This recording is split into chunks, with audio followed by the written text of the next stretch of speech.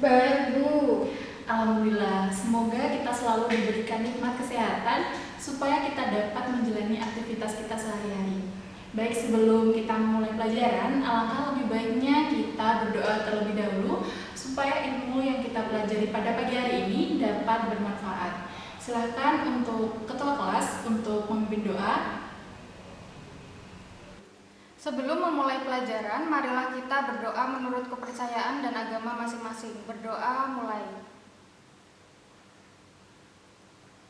Selesai. Baik, terima kasih. Anak-anakku semuanya, kemarin kita sudah membahas tentang kegiatan ekonomi, pelaku-pelaku kegiatan ekonomi, dan peran dari kegiatan ekonomi. Sekarang kita akan membahas tentang circular flow diagram. Baik, di sini sebelum Ibu menjelaskan bagaimana arus dari circular flow diagram ini, Ibu ingin bertanya kepada kalian semua, apa yang kalian ketahui tentang circular flow diagram? Ada yang bisa menjawab? Saya, Bu. Ya, Lingkaran kegiatan ekonomi, Bu. ya betul sekali. Ada lagi yang ingin menjawab? Saya, Bu. Ya, Diagram circular flow adalah hubungan kegiatan ekonomi. baik, beri tepuk tangan kepada dua teman kita. Ya, terima kasih. Ibu akan menjelaskan apa itu diagram circular flow.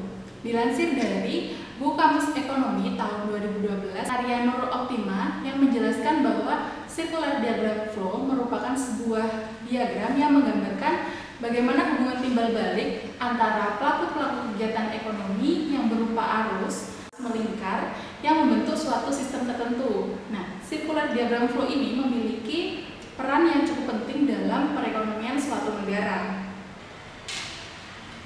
Baik anak-anak, perhatikan gambar diagram yang Ibu pegang ini ya.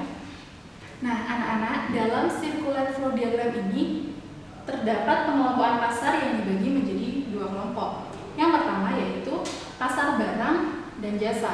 Pasar barang dan jasa ini merupakan pertemuan antara permintaan dan penawaran akan barang dan jasa. Yang kedua yaitu pasar faktor produksi. Pasar faktor produksi ini terdiri atas dua pasar. Yang pertama yaitu pasar tenaga kerja. Pasar tenaga kerja merupakan sebuah interaksi antara penawaran dan permintaan akan tenaga kerja. Yang kedua yaitu pasar uang atau pasar modal. Pasar uang atau pasar modal ini yang membedakan di antara keduanya adalah waktu dalam kegiatan jual belinya. Apabila hak penggunaan uang yang diperjualbelikan dalam jangka waktu setahun atau kurang disebut dengan pasar uang. Kemudian apabila waktunya lebih dari setahun maka pasarnya disebut dengan pasar modal. Baik anak-anak, apakah sampai sini sudah paham bagaimana pengelompokan pasar dalam circular diagram flow ini? Paham, Bu. Ya, bagus sekali. Mari kita lanjutkan ya. Baik anak-anak, bisa diperhatikan diagram yang Ibu pegang ini ya. Ini adalah circular flow diagram 3 sektor atau yang biasa disebut dengan perekonomian tertutup. Dalam circular diagram flow 3 sektor ini melibatkan 3 pelaku ekonomi. Yang pertama yaitu rumah tangga produsen, kemudian rumah tangga konsumen, dan selanjutnya adalah rumah tangga negara atau pemerintah. Dalam circular diagram flow 3 sektor ini terdapat 3 arus di dalamnya. Arus pertama, arus kedua, dan arus yang ketiga. Sekarang kita akan membahas arus yang pertama dulu. Bisa diperhatikan garis yang berwarna merah ini ya. Ini berarti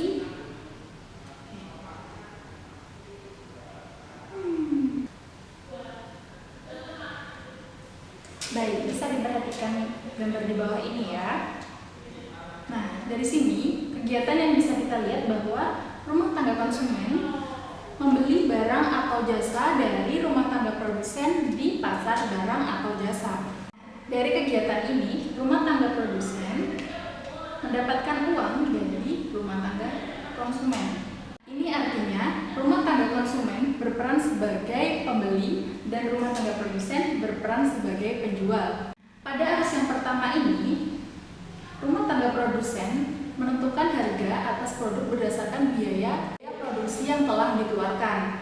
Sementara itu, harga yang muncul di pasar barang ditentukan oleh pertemuan antara permintaan RTK dan penawaran RTP. Transaksi barang atau jasa ini dilaksanakan di pasar barang atau jasa. Selanjutnya kita perhatikan arus yang kedua, yang atas ini ya. Tentunya saat RTKI membeli barang atau jasa, pastinya membutuhkan suatu pendapatan. Pendapatan ini diperoleh dari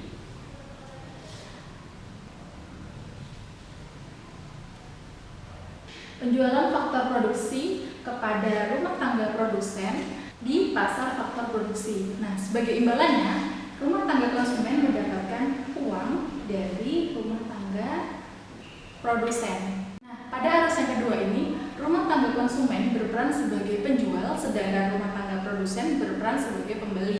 Kemudian, harga yang muncul akan ditentukan oleh pertemuan dari penawaran RTK dan permintaan RTP.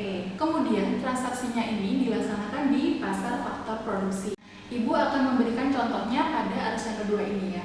Contohnya itu seperti seorang pekerja yang bekerja di pabrik gula akan mendapatkan gaji, sedangkan pemilik perusahaan pabrik gula tersebut akan mendapatkan laba. Masyarakat yang ingin mendapatkan uang dapat menyewakan tanah mereka atau meminjamkan modalnya kepada produsen. Kemudian kita akan beralih pada arus yang ketiga, arus yang tengah ini ya.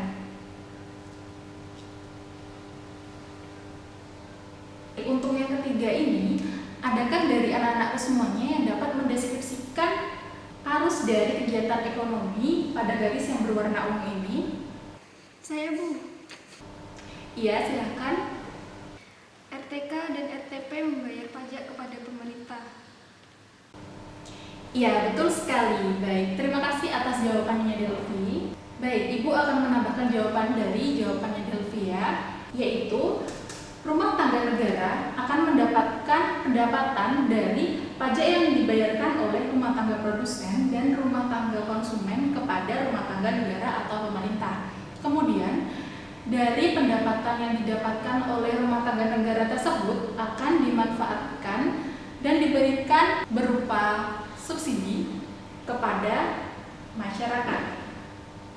Subsidi ini dapat berupa bantuan kepada masyarakat yang tidak mampu untuk layanan kesehatan, layanan pendidikan, serta keamanan hukum dan lain sebagainya. Pada arus yang ketiga ini, pemerintah menggunakan uang hasil pajak tersebut untuk membeli faktor produksi di pasar faktor produksi. Selanjutnya, uang hasil pajak tersebut digunakan untuk membiayai pembangunan ekonomi. Digunakan untuk membeli barang atau jasa di pasar barang dan jasa. Nah, barang atau jasa ini digunakan oleh pemerintah untuk memberikan layanan kepada masyarakat. Kemudian, pada akhirnya, circular flow diagram ini adalah sebuah diagram yang bisa kita gunakan untuk melihat atau memahami bagaimana proses dari kegiatan ekonomi. Baik anak-anak, dari penjelasan arus circular flow diagram ini, apakah anak-anak semuanya sudah paham dan mengerti bagaimana siklus dari arus diagram flow ini? Paham, Bu. Ya, terima kasih anak-anak semuanya sudah mengikuti pembelajaran Ibu pada siang hari ini dengan baik. Baik, akan Ibu cukupkan sampai di sini karena waktu kita sudah habis. Ibu akan menutup pembelajaran pada siang hari ini dengan bacaan hamdalah. Mari kita ucapkan bersama-sama. Alhamdulillahirrahmanirrahim. Apabila ada salah-salah kata dan kekurangan dalam pembelajaran hari ini, Ibu minta maaf. Kita jumpa lagi minggu depan. Terima kasih. Wassalamualaikum warahmatullahi wabarakatuh. Waalaikumsalam warahmatullahi wabarakatuh.